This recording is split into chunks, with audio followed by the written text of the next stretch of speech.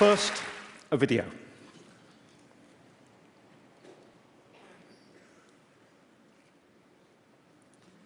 Yes, it is a scrambled egg.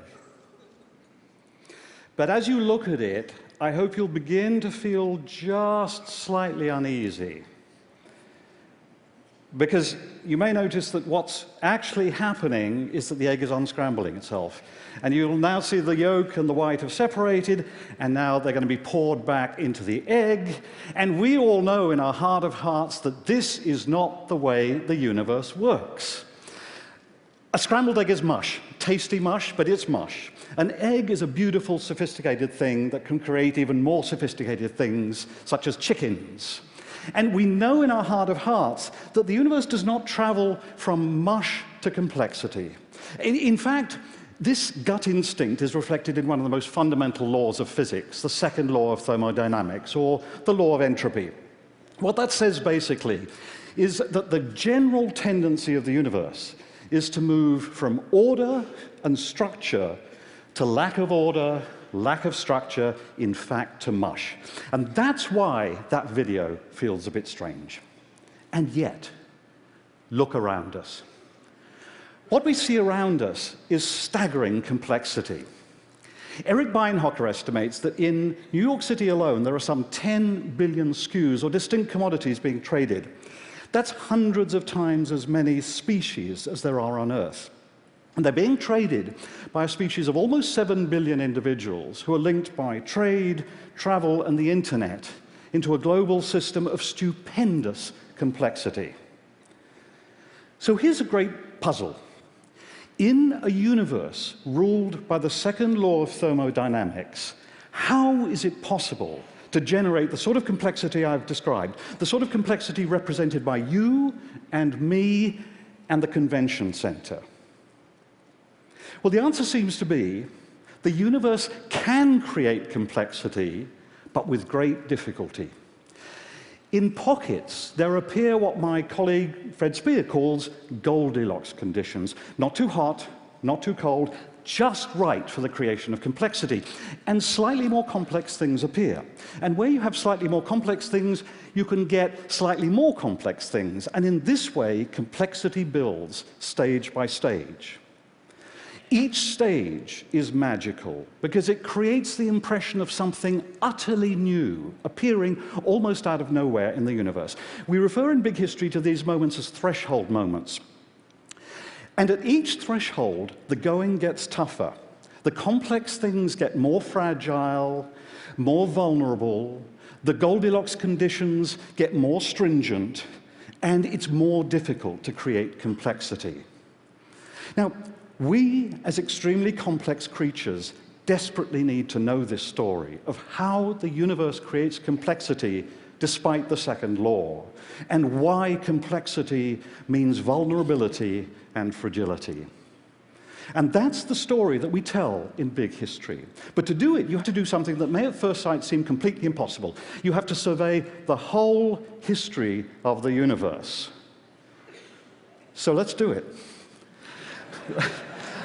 Let's begin by winding the timeline back 13.7 billion years to the beginning of time.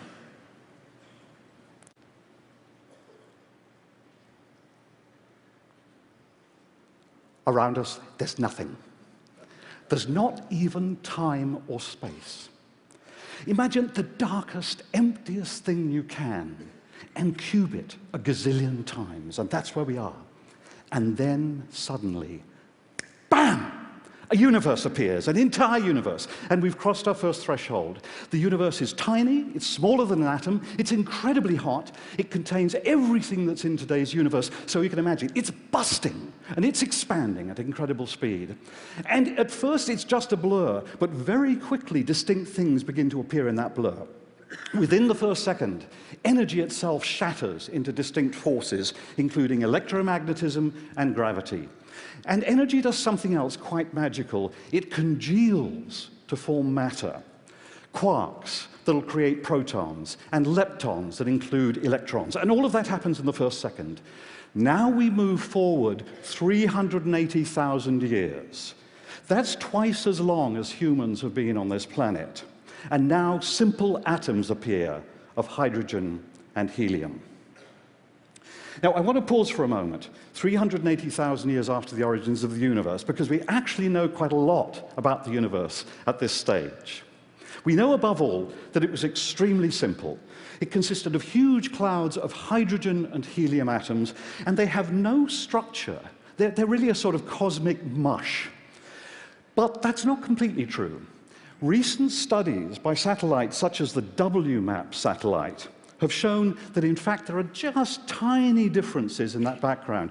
What you see here, the blue areas are about 1,000th of a degree cooler than the red areas. These are tiny differences, but it was enough for the universe to move on to the next stage of building complexity, and this is how it works. Gravity is more powerful where there's more stuff. So where you get slightly denser areas, gravity starts compacting clouds of hydrogen and helium atoms. So we can imagine the early universe breaking up into 1 billion clouds.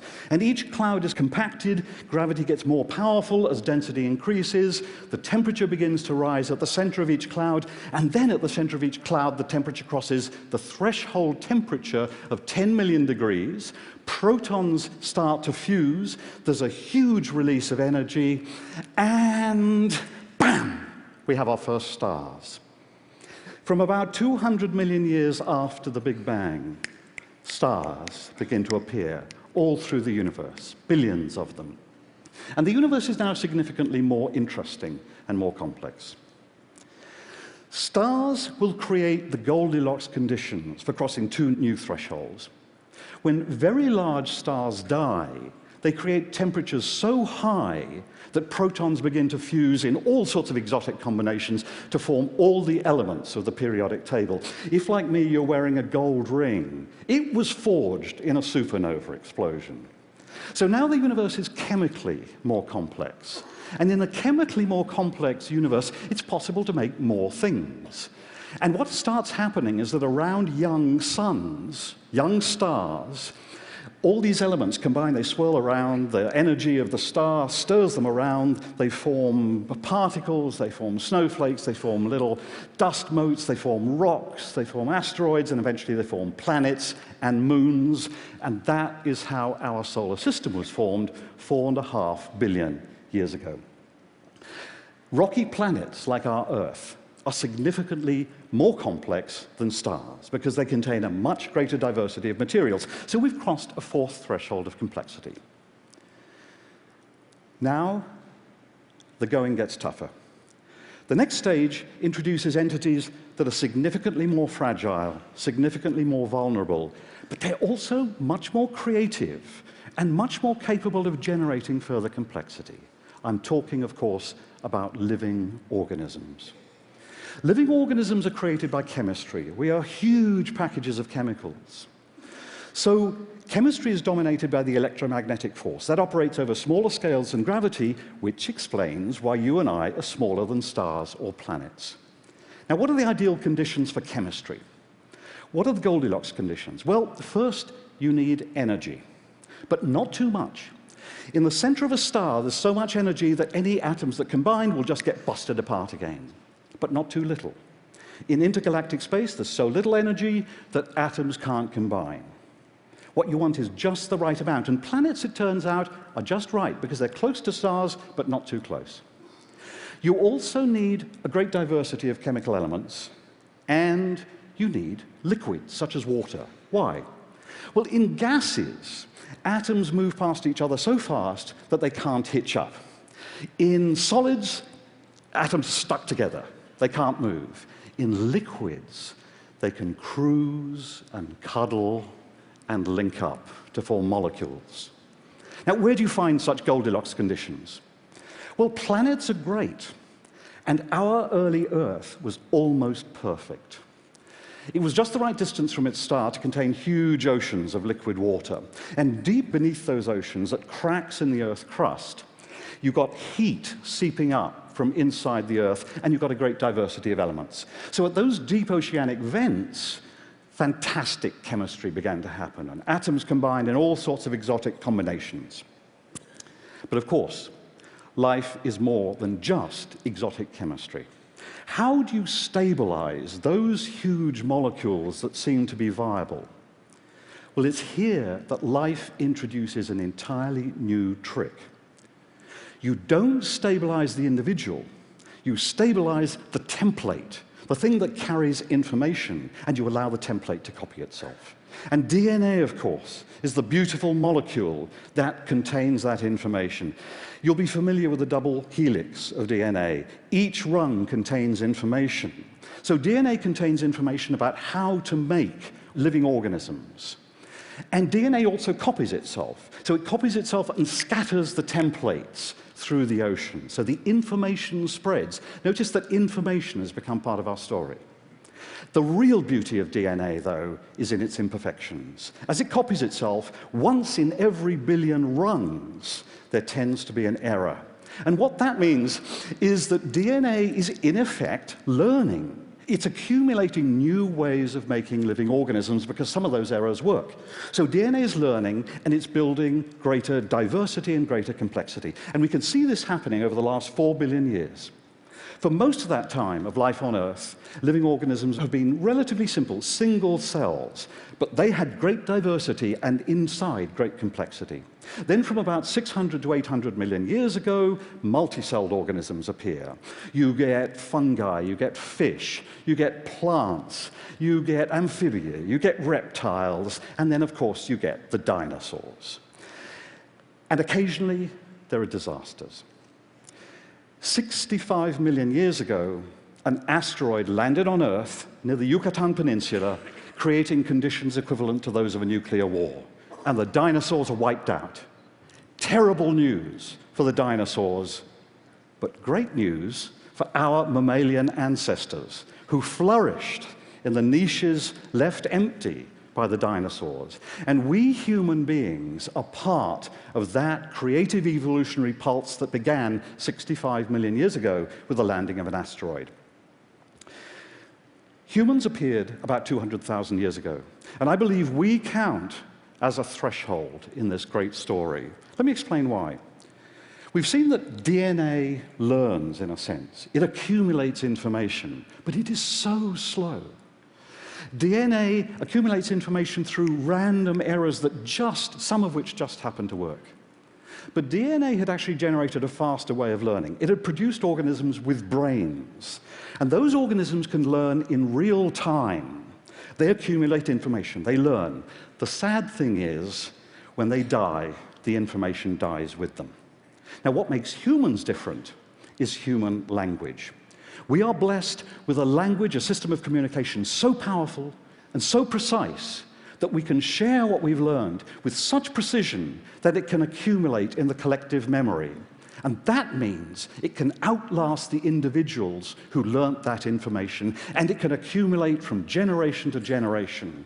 And that's why, as a species, we're so creative and so powerful, and that's why we have a history. We seem to be the only species in 4 billion years to have this gift. I call this ability collective learning. It's what makes us different. We can see it at work in the earliest stages of human history. We evolved as a species in the savanna lands of Africa. But then you see humans migrating into new environments, into desert lands, into jungles, into the Ice Age tundra of Siberia, tough environment, into the Americas, into Australasia. Each migration involved learning new ways of exploiting the environment, new ways of dealing with their surroundings. Then 10,000 years ago, exploiting a sudden change in global climates with the end of the last ice age, humans learned to farm. Farming was an energy bonanza. And exploiting that energy, human populations multiplied, human societies got larger, denser, more interconnected. And then, from about 500 years ago, humans began to link up globally through shipping, through trains, through telegraph, through the internet, until now we seem to form a single global brain of almost 7 billion individuals, and that brain is learning at warp speed. And in the last 200 years, something else has happened. We've stumbled on another energy bonanza in fossil fuels. So fossil fuels and collective learning together explain the staggering complexity we see around us. So, here we are, back at the convention center. We've been on a journey, a return journey of 13.7 billion years. I hope you agree this is a powerful story, and it's a story in which humans play an astonishing and creative role, but it also contains warnings. Collective learning is a very, very powerful force, and it's not clear that we humans are in charge of it. I remember very vividly as a child growing up in England, living through the Cuban Missile Crisis. For a few days, the entire biosphere seemed to be on the verge of destruction. And the same weapons are still here, and they're still armed. If we avoid that trap, others are waiting for us. We're burning fossil fuels at such a rate that we seem to be undermining the Goldilocks conditions that made it possible for human civilizations to flourish over the last 10,000 years. So what big history can do is show us the nature of our complexity and fragility and the dangers that face us. But it can also show us our power with collective learning. And now, finally, this is what I want. I want my grandson, Daniel, and his friends and his generation throughout the world to know the story of big history and to know it so well that they understand both the challenges that face us and the opportunities that face us. And that's why a group of us are building a free online syllabus in big history for high school students throughout the world. We believe that big history will be a vital intellectual tool for them as Daniel and his generation face the huge challenges and also the huge opportunities ahead of them at this threshold moment in the history of our beautiful planet. I thank you for your attention.